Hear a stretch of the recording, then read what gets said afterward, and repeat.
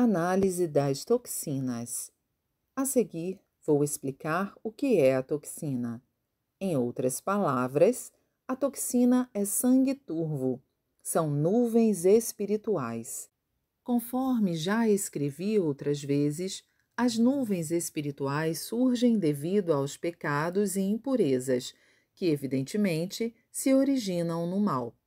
Todos sabem que essa visão de pecados e impurezas é quase que um monopólio das religiões desde a antiguidade. Entretanto, é lamentável que elas, até agora, tenham ensinado de forma simplista, afirmando que não se deve fazer isto ou aquilo porque é pecado. Para as pessoas do passado, talvez isso bastasse, mas hoje já não convence mais, pois a maioria é muito intelectualizada e raciocina em termos científicos. Devem-se, portanto, apresentar argumentos sólidos, com base em teoria sistematizada e evidências verificáveis. O mundo em que vivemos é constituído pelos mundos espiritual e material. Da mesma maneira, o ser humano é formado de espírito e corpo físico, e ambos, em uma relação íntima e inseparável, têm por princípio a identidade espírito-matéria. Sendo assim, quando as nuvens espirituais se refletem no corpo físico, o sangue se turva, e quando este se projeta no espírito, transforma-se em nuvens espirituais. Por ser este o ponto mais importante, gostaria que realizassem a leitura levando-o em consideração, explicando do ponto de vista espiritual, no momento em que uma pessoa pratica mais ações, esse pecado transforma-se em nuvens espirituais e, quando seu acúmulo atinge determinado nível, sobrevém a ação purificadora na forma de doenças, calamidades ou penalidades legais. A parte que escapou da lei humana é punida espiritualmente pela lei de Deus. Mesmo que a pessoa consiga fugir habilmente dessas penalidades, por ser a lei de Deus absoluta, as nuvens se refletirão no corpo físico, tornando-se um grande sofrimento. Evidentemente, as doenças sobrevindas nessas ocasiões são malignas e, em muitos casos, chegam até a comprometer a vida. Quanto mais cedo o mal for punido, mais leve será o castigo, podendo-se compará-lo a dívidas, que quanto mais se demora a saldá-las, mais crescem, devido ao acúmulo de juros. De fato, há malfeitores que conseguem livrar-se habilmente em vida dos julgamentos de Deus e do homem, mas, ao morrerem, seus espíritos passarão para o mundo espiritual e cairão nas profundezas do inferno, devido ao peso dos pecados. Então, por pior que seja o malfeitor, não há quem não se arrependa do que fez. É exatamente como o inferno de incessante sofrimento citado no budismo, o fundo do inferno mencionado no shintoísmo e no ocidente, o purgatório descrito no volume sobre o inferno de A Divina Comédia, de Dante Alighieri. Trata-se de um mundo de trevas, absolutamente sem luz e calor, onde o espírito nada enxerga, permanecendo congelado por centenas de anos. Por isso, não há malfeitor, por pior que seja, que não venha a desistir do mal. Para as pessoas da atualidade, talvez seja difícil acreditar em situações como essas, mas gostaria que me dessem total crédito, pois são fatos que me foram transmitidos diretamente pelos espíritos por ocasião das pesquisas que realizei, e posso garantir que não existe nenhum equívoco. Voltando ao assunto, a pessoa começa a sentir peso na consciência por ter praticado o mal, e esse sofrimento já é uma leve purificação. Seria bom que, nesse momento, ela se arrependesse do que fez, mas, como dificilmente isso ocorre, a maioria das pessoas continua pecando. É claro que a quantidade das nuvens espirituais corresponde à maior ou à menor gravidade dos pecados. Há ainda fatores indiretos. Por exemplo, quando se faz alguém sofrer, a pessoa atingida se enfurece, sente ódio por aquele que lhe causou o sofrimento, e esse sonem se transmite ao espírito do malfeitor como ondas de rádio por meio do elo espiritual, gerando nuvens em seu espírito. Ao contrário, quando a pessoa pratica o bem e alegra o próximo, o sentimento de gratidão do outro é transmitido de volta na forma de luz e as nuvens espirituais diminuem proporcionalmente. Além disso, quanto mais o bem for praticado de forma oculta, sem que o beneficiado o saiba, maiores serão as bênçãos de Deus. Esta é a imutável lei dos céus. Já que o que vimos sobre o mundo espiritual é uma verdade absoluta, a única alternativa ao ser humano é crer e obedecer. Portanto, uma vez que as doenças e outros infortúnios são decorrentes da ação purificadora das nuvens espirituais, se o ser humano deseja ser feliz, ele deve deixar de fazer o mal, praticar o bem e esforçar-se para não nublar seu espírito. Passarei agora a falar sobre o aspecto material. O sangue turvo, que é a causa das doenças, obviamente tem origem nas toxinas medicamentosas. Todos os medicamentos são substâncias tóxicas. Porém, durante muito tempo, eles vieram sendo erroneamente interpretados como um recurso benéfico, pelo desconhecimento do fundamento de que a doença é uma ação purificadora. Baseado na minha experiência, desejo apresentar o princípio sobre a toxina medicamentosa. Há casos em que ocorre a rescindência da doença depois de algum tempo, mesmo em pessoas que já se tinham restabelecido por meio do jorei. Chamo isso de repurificação. O motivo é que no início, com o recebimento do jorei, ocorre a eliminação somente das toxinas já em processo de dissolução, e com isso o doente melhora por um tempo. Entretanto, logo que ele retoma suas atividades, já com vigor razoável, surge uma ação purificadora mais intensa. Resumindo, com a purificação, a pessoa ganha saúde e, com esta, surge a purificação. Pela repetição desse processo é que gradativamente se restabelece a saúde. Assim sendo, no caso da repurificação, por ser o processo relativamente mais intenso, ocorrem febre alta e tosse intensa para eliminar catarro antigo e solidificado, sendo isso perceptível pela densidade deste e pelo odor de medicamentos. Obviamente, há ainda perda de apetite, enfraquecimento do corpo, etc., podendo, às vezes, a pessoa partir para o outro mundo. De acordo com as estatísticas, até hoje, essa proporção é de 7%. Portanto, 93% das pessoas tornam-se totalmente saudáveis e ativas com o jorei.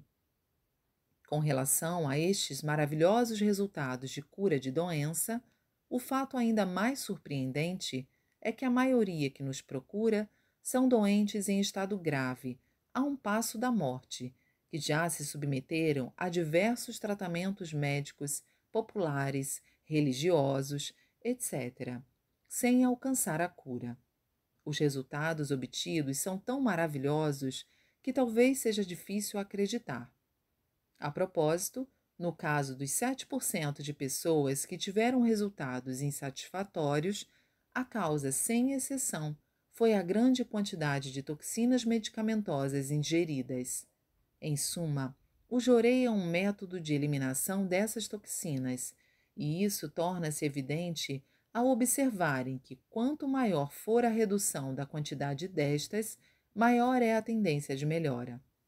Logo, transformar o Japão em um país livre da tuberculose não é tão difícil.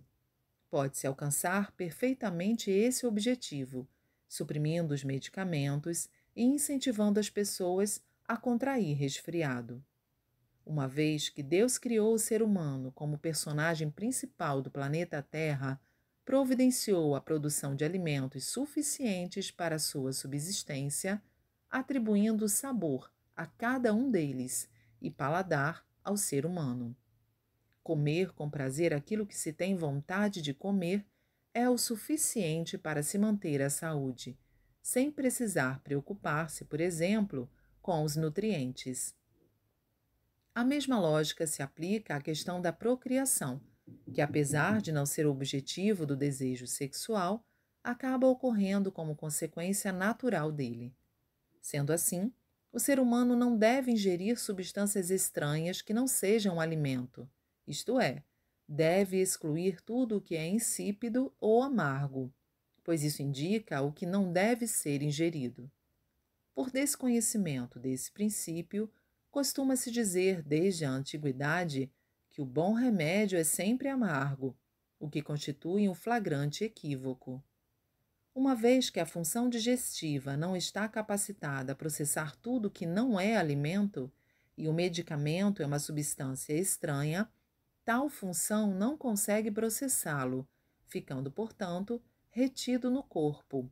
Isso constitui a causa das doenças. Por Meishu Sama, em 1º de dezembro de 1952, coletânea Alicerce do Paraíso, volume 3. A verdade sobre a saúde.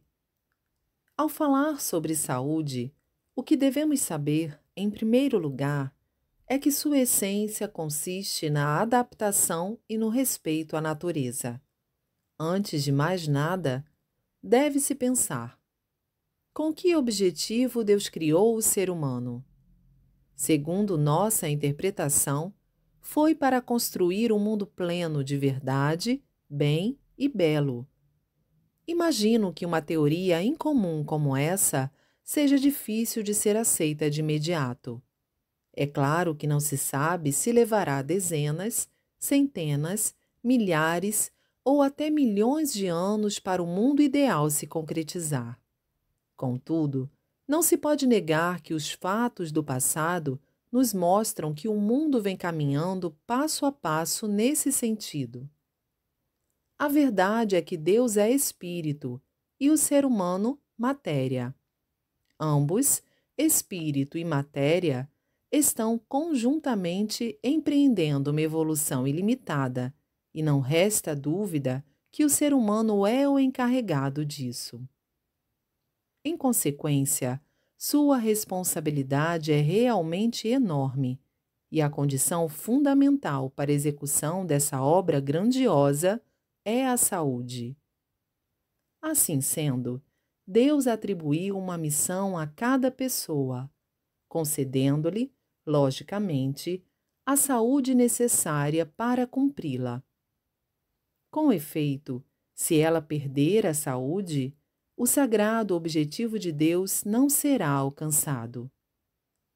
Tomando essa lógica por base e refletindo profundamente, concluiremos que a saúde é o estado original do ser humano e deveria ser o normal. Logo, é surpreendente que ele adoeça com tanta facilidade, ou seja, que seu corpo entre em estado de anormalidade. Sendo assim, compreender com clareza essa lógica e fazer com que o ser humano recupere seu estado normal de saúde está coerente com o objetivo de Deus. Nesse sentido, o que descobrimos quando analisamos o estado de anormalidade do corpo humano? Descobrimos que esse estado é devido às ações contrárias à natureza. Em vista disso, a verdadeira medicina é a que restaura a normalidade do corpo humano ao perceber tais ações e corrigi-las. Esta é a forma correta da medicina. Portanto, explicarei a seguir o que é ser contrário à natureza. Quando nasce, o ser humano alimenta-se de leite materno ou de leite animal, pois ainda não tem dentes e seu aparelho digestório, recém-formado, é muito frágil.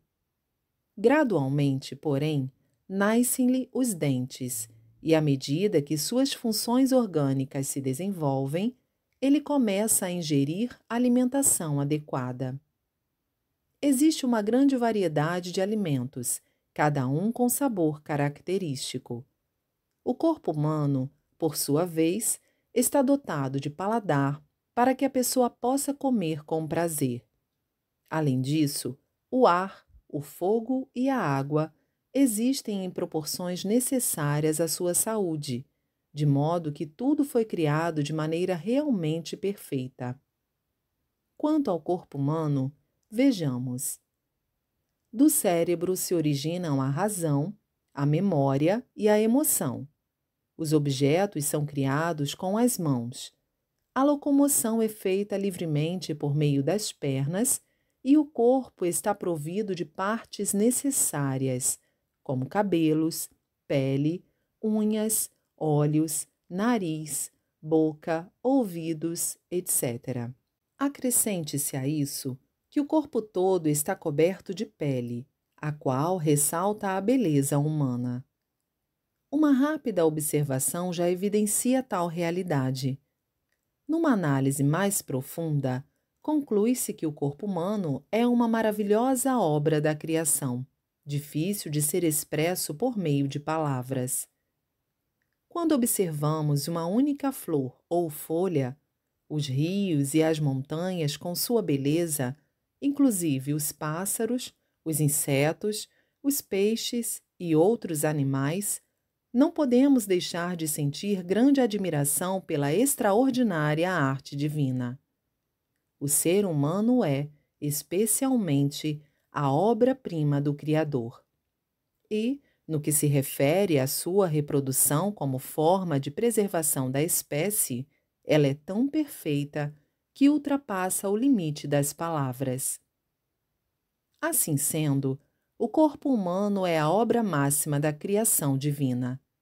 Devemos, pois, pensar bem sobre quais erros contrários à natureza estamos cometendo para a ocorrência das anormalidades chamadas doenças, que impedem a atividade humana.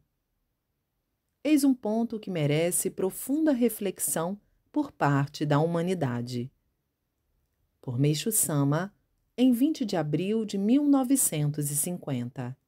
Coletânea Alicerce do Paraíso, volume 3. O que é a doença, o resfriado? Vou explicar em que ponto a medicina está mais equivocada, uma vez que ela considera o corpo humano apenas uma matéria e, com base nisso, vem desenvolvendo o tratamento terapêutico materialista. A respeito disso, citarei o exemplo prático de uma doença, pois creio que isso ajudará as pessoas a compreender melhor minha colocação. Acredito que uma doença que todos, sem exceção, já contraíram seja o resfriado. Até hoje, a medicina diz que sua causa é desconhecida. Mesmo recentemente, ela apenas afirma ter descoberto que o resfriado é transmitido por um vírus que está no ar, ou ainda que é uma doença de natureza alérgica. Contudo, do nosso ponto de vista, tudo isso não passa de teorias inconsistentes.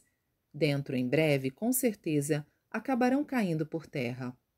O ser humano, ao nascer, traz dentro de si vários tipos de toxinas. A medicina também admite isso. Por exemplo, além das que causam a varíola, o sarampo, a coqueluche, etc., certamente devem existir outras toxinas que são desconhecidas. Para eliminá-las, ocorrem ações fisiológicas naturais que chamamos ação purificadora. Primeiramente, as toxinas se concentram em vários locais do corpo humano, notadamente naqueles onde se exige mais das funções nervosas. No ser humano, isso ocorre na parte superior do corpo, principalmente nas regiões mais próximas da cabeça. Enquanto se está acordado, mesmo que os braços e as pernas estejam em repouso, o cérebro, os olhos, os ouvidos, o nariz, a boca trabalham ininterruptamente. Portanto, as toxinas tendem a se concentrar principalmente no cérebro, bem como nos ombros, no pescoço, nos gânglios linfáticos, na medula oblonga, nas glândulas parótidas e em outros pontos. Com o passar do tempo, elas endurecem gradualmente. Quando esse enrijecimento atinge determinado limite, começa uma atividade que visa a sua eliminação, Aí podemos perceber a bênção que a natureza nos proporciona. A solidificação das toxinas provoca má circulação sanguínea, rigidez dos ombros e do pescoço, dor e sensação de peso na cabeça, diminuição da capacidade visual, auditiva e olfativa, entupimento do nariz, inflamação da gengiva, enfraquecimento dos dentes, falta de ar, flacidez dos músculos dos braços e das pernas, dor nos quadris, inchaço geral, entre outros. Tais fatores provocam uma acentuada diminuição da vitalidade, de modo que o ser humano fica impossibilitado de cumprir sua missão. Foi justamente por isso que Deus criou esse maravilhoso processo de purificação denominado doença. Conforme dissemos, se o desconforto decorrente da eliminação de toxinas é a doença, esta sim é a verdadeira ação de purificação do sangue, indispensável à manutenção da saúde. Podemos considerá-la a maior de todas as bênçãos que Deus nos concedeu. Se extinguirmos as doenças, a humanidade se enfraquecerá gradativamente e, por fim, estará até ameaçada de extinção. Os leitores poderão achar que se trata de uma incoerência, pois eu sempre afirmo que construirei um mundo sem doenças. Contudo, isso é radicalmente diferente. O que quero dizer é que se o ser humano se livrar das toxinas, não haverá mais necessidade de ações purificadoras. Assim, está mais do que claro que as doenças deixarão de ocorrer. Vou expor minha teoria de maneira mais aprofundada, para facilitar ao máximo a compreensão. Denominei a ação de eliminação das toxinas solidificadas de ação purificadora. Logo que uma pessoa se resfria, sobrevém-lhe a febre. Para facilitar a eliminação das toxinas solidificadas, a natureza faz com que elas se dissolvam com o calor. Na forma líquida, as toxinas infiltram-se rapidamente nos pulmões. Trata-se de um processo realmente misterioso. Do mesmo modo, quando as dissolvemos por meio do jorei, denominação do nosso método de tratamento de doenças, elas penetram imediatamente nos pulmões, atravessando os músculos, inclusive os ossos. Se as toxinas se encontram solidificadas em um ou dois locais, as doenças são leves, mas estas se agravam à medida que aumenta o número de pontos. É por isso que podemos observar o agravamento gradual de um resfriado que no início parecia fraco. Como foi visto, as toxinas que se tornam líquidas penetram rapidamente nos pulmões e, no caso de serem pouco densas, são eliminadas logo em seguida na forma de catarro. Ao contrário, quando sua densidade é maior, ficam temporariamente retidas nos pulmões, aguardando a ação de bombeamento denominada tosse, e aí são eliminadas pelas vias respiratórias. Isso se evidencia pelo fato de se eliminar catarro sempre após a tosse. Pelo mesmo princípio, o espirro vem seguido de secreção nasal. Assim, as dores de cabeça e de garganta, a inflamação dos ouvidos, dos gânglios linfáticos, das articulações dos pés, das mãos e da região inguinal decorrem da dissolução das toxinas solidificadas e do seu deslocamento em busca de saída do corpo.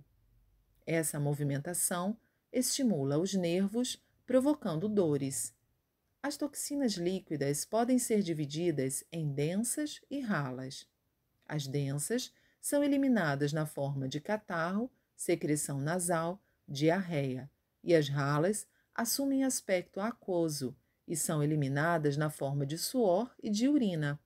A ação natural purificadora se processa tão natural e racionalmente que não podemos deixar de louvar a divina arte do Criador. Deus criou o ser humano para ser sempre saudável e, portanto, não haveria razão para lhe causar sofrimentos e atrapalhar suas atividades por meio da doença. Entretanto, o próprio ser humano, devido a pensamentos errôneos, cria e acumula toxinas, gerando a necessidade de eliminá-las. Eis, portanto, o que é a doença. No caso do resfriado, se a pessoa deixar por conta da natureza sem recorrer a tratamentos, a purificação será completa e a cura se dará naturalmente, aumentando a saúde. Por conseguinte, quanto mais o ser humano contrair resfriado, tanto melhor. Procedendo assim, terríveis doenças como a tuberculose desaparecerão completamente. Por incrível que pareça, e não se sabe desde quando, o ser humano interpretou a ação de purificação de maneira inversa. Quando a doença surge, ele emprega todos os recursos para interromper a purificação, posto que confunde as dores desse processo com o agravamento da doença. Por essa razão, apavora-se com a febre e trata de fazê-la baixar. Com a diminuição desta, interrompe-se a dissolução das toxinas e diminuem-se os sintomas, como a tosse, o catarro e outros. Parece então que está ocorrendo a cura. Em outras palavras, faz-se com que as toxinas que tinham começado a se dissolver retornem ao estado sólido. Essa solidificação é promovida pelos tratamentos médicos, entre os quais se incluem a aplicação de compressas, as bolsas de gelo, os medicamentos, as injeções. Com a completa solidificação das toxinas, desaparecem os sintomas e as pessoas ficam contentes, julgando-se curadas. Mal sabem elas que estão afastando a oportunidade de limpeza do corpo. E os fatos o comprovam. Fala-se muito em resfriado prolongado, mas este nada mais é que o resultado do choque entre duas ações, a do corpo, que procura executar a purificação, e a do tratamento, que tenta impedi-la, prolongando a duração da doença. Isso pode ser constatado pela rescindência do resfriado depois de um tempo que ele foi curado. Posso afirmar, pois, que o tratamento médico é apenas uma forma de adiar a doença e não de curá-la. Por conseguinte, o verdadeiro processo de cura consiste em eliminar as toxinas do corpo, purificando-o, ou seja, acabando com a causa da doença.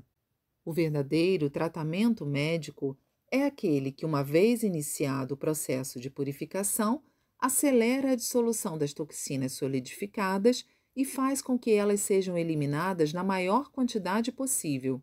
Não há, além deste tratamento, outro que seja verdadeiro. Por Meishu Sama, em 15 de agosto de 1951. Coletânea Alicerce do Paraíso, volume 3. Como acabar com os crimes?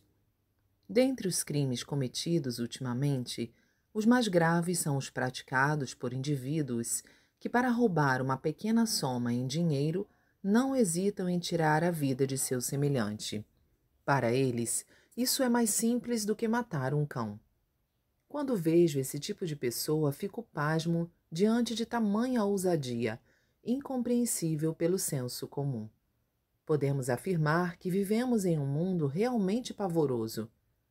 Tais indivíduos não pensam, em absoluto, no sofrimento da vítima, nem na dor de seus familiares. Certamente deveriam pressentir que, se fossem presos, seriam condenados à pena de morte ou que, mesmo com muita sorte, não escapariam da prisão perpétua. Seja como for, estariam jogando na lama toda a preciosa vida que têm pela frente, sem poder reintegrar-se à sociedade. Tal pensamento deveria ocorrer, mas parece que não é isso que se vê. Realmente, trata-se de uma psicologia difícil de entender. Os atos dessas criaturas estão à mercê de seus instintos e não passam de satisfações momentâneas. Seu objetivo não é senão gozar a vida por um curto espaço de tempo. Uma vez que terão de pagar um preço dezenas ou centenas de vezes mais alto, não posso crer que aquilo que praticam seja algo humano.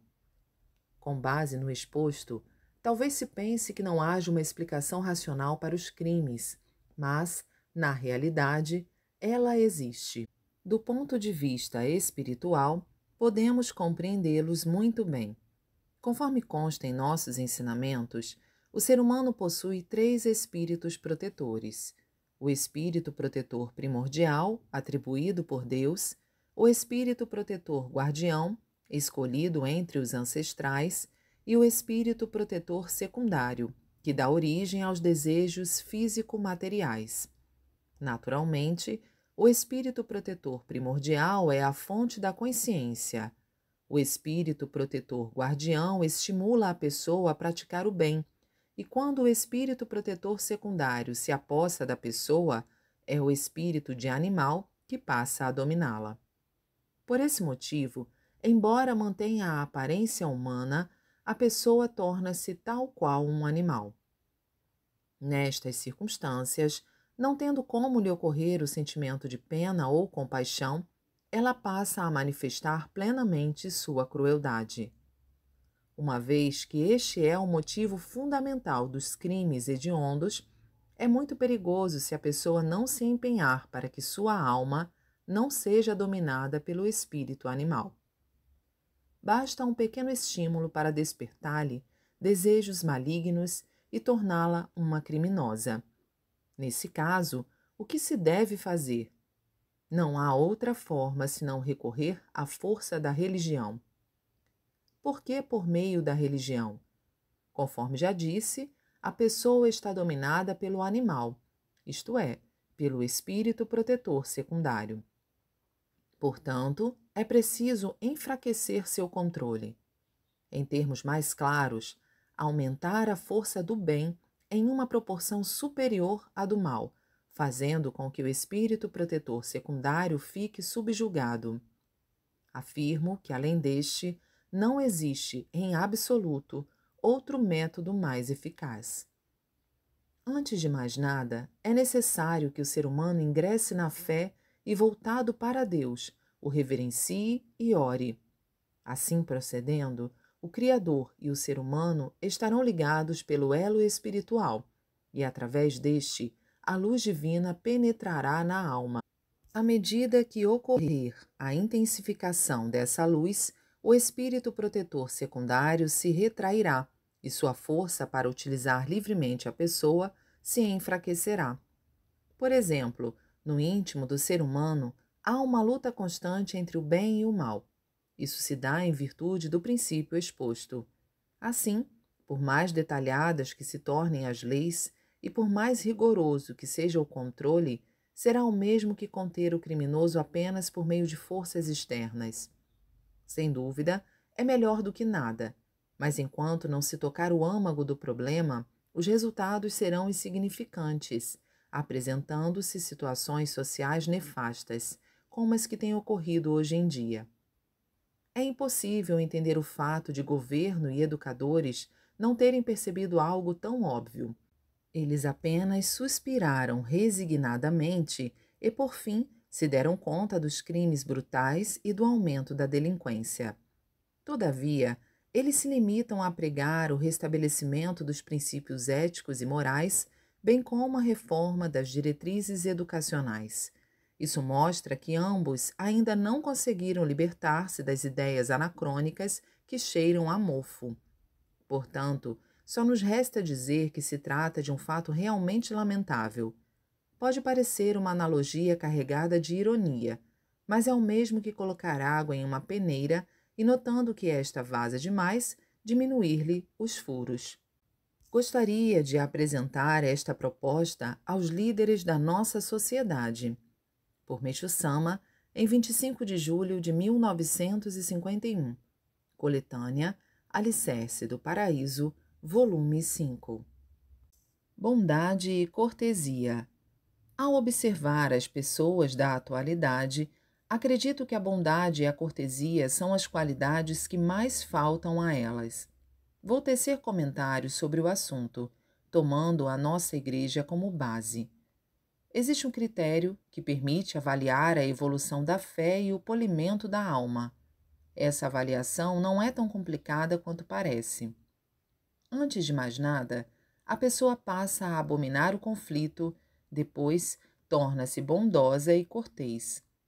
Possui alma polida aquela que demonstra esse tipo de sentimento e postura, pois este ponto é o que mais evidencia o valor da fé. Uma pessoa assim será estimada e respeitada por todos, e suas atitudes se tornarão uma silenciosa divulgação de fé. Ao observar o mundo contemporâneo, notamos a demasiada escassez de bondade e cortesia. Por toda parte, existem pessoas que estão sempre à procura dos defeitos alheios, odiando e repreendendo o próximo. Infelizmente, presenciamos fatos muito repugnantes. Podemos dizer que, sobretudo, a cortesia é realmente escassa nas pessoas da atualidade. Por serem egoístas, exibicionistas e argumentadoras, não se importam muito em serem malquistas pelos outros. Por conseguinte, não há outra forma de interpretar, senão que o liberalismo excessivo as tornou adeptas do egocentrismo.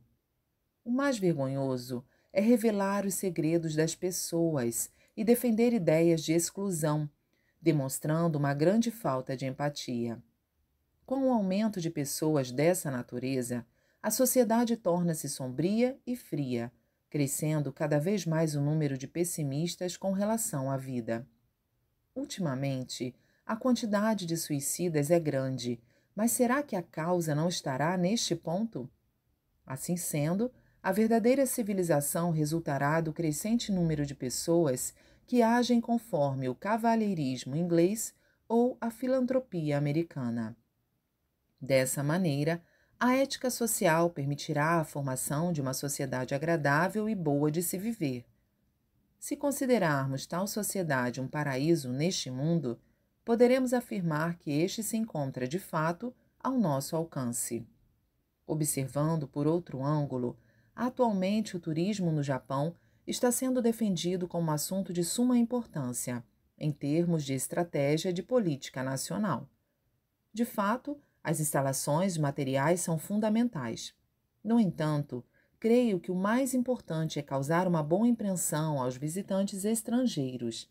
Assim sendo, no contato com estes, é preciso que as três condições, como a bondade, a cortesia e a higiene, estejam presentes, pois além de não custarem dinheiro, são elementos essenciais para atrair os turistas estrangeiros.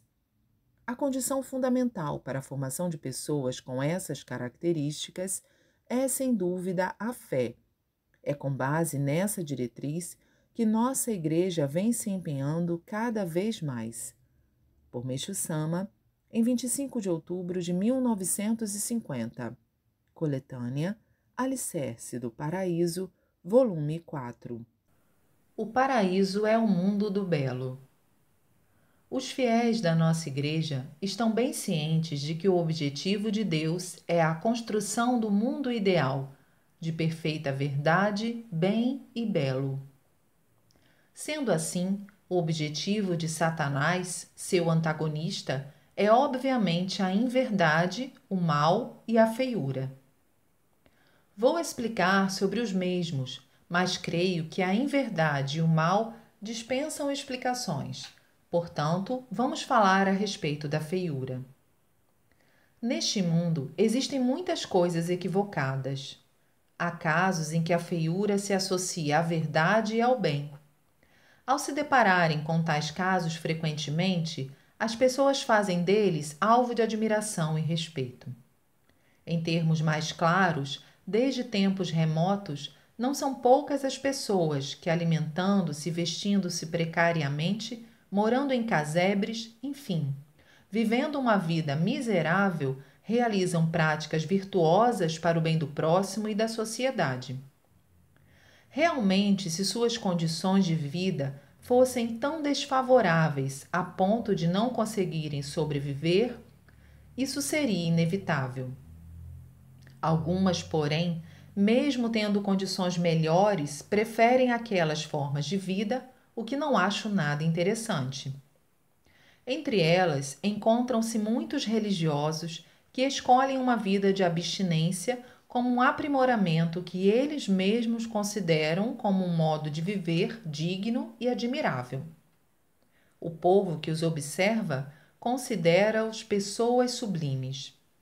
No entanto, para falar a verdade, esse pensamento não é correto, uma vez que negligencia um fator importantíssimo, que é o belo. Por conseguinte, tem-se como resultado verdade, bem e feiura. Neste sentido, desde que sejam condizentes e não fujam às condições de cada indivíduo, as vestes, a alimentação e a moradia devem ser as mais belas possíveis, pois estarão de acordo com a vontade divina. Mais do que uma satisfação pessoal, o belo causa uma sensação agradável aos outros. Assim sendo, podemos dizer que ele é uma espécie de boa ação. Antes de mais nada, à medida que uma sociedade eleva seu grau de civilidade, é natural que tudo se torne belo. Essa é a verdade. Numa simples observação, podemos notar que, nos primórdios da história, não existia praticamente nenhuma beleza no cotidiano. Podemos dizer que o desenvolvimento da cultura é um dos aspectos do aperfeiçoamento do belo. Naturalmente, no nível individual, mesmo os homens devem procurar manter a beleza, a fim de causar uma impressão positiva junto às pessoas. As mulheres, principalmente, devem buscar deixar tudo mais belo. Talvez seja indiscrição da minha parte, mas essa é a realidade. É importante ter atenção quanto à limpeza dos aposentos da casa, varrendo-os de modo que permaneçam bem limpos, tendo especial cuidado para não haver teias de aranha no teto. Da mesma forma, precisam deixar tudo devidamente organizado ou guardar o que seja desagradável à vista. Assim, não só os familiares, como também as visitas se sentirão bem, fazendo com que surja naturalmente o respeito. Dessa maneira, aumentará igualmente o conceito do chefe da família. Devemos ainda cuidar do aspecto externo das residências. Para isso, não há necessidade de despender muito dinheiro, pois se procurarmos conservar nossa casa sempre limpa e com boa aparência, não só causaremos uma sensação agradável aos transeuntes, como também influenciaremos positivamente o turismo nacional. A esse respeito, soube que na Suíça, o que talvez se justifique em parte pela sua pequena área, tanto as ruas como as praças públicas são mantidas limpas e, por essa razão, a sensação que se tem é realmente aprazível. Este é um dos grandes motivos pelos quais este país recebe tantos turistas. Portanto, ele nos serve como uma boa referência e exemplo. As razões expostas mostram que nós, japoneses, devemos cultivar amplamente o senso do belo. Assim, exerceremos uma inesperada e boa influência não só no plano individual, mas também em nível local e até nacional. Além do mais, por meio dessa atmosfera de beleza, os sentimentos dos cidadãos também se tornarão belos, e creio que com isso os crimes e os acontecimentos desagradáveis diminuirão significativamente, o que se constituirá, consequentemente, um dos fatores determinantes para a concretização do paraíso terrestre. Para finalizar, escreverei a meu respeito. Desde jovem, eu gostava de tudo o que dissesse respeito ao belo. Embora fosse muito pobre, cultivava flores em pequenos espaços e, quando dispunha de tempo, pintava quadros. Sempre que me era possível, visitava museus e exposições. Na primavera, apreciava as flores, no outono, as folhas coloridas das árvores. Agora, pela graça de Deus, minha vida é mais afortunada. Portanto, poder apreciar o belo livremente constitui uma contribuição para a realização das atividades da obra divina.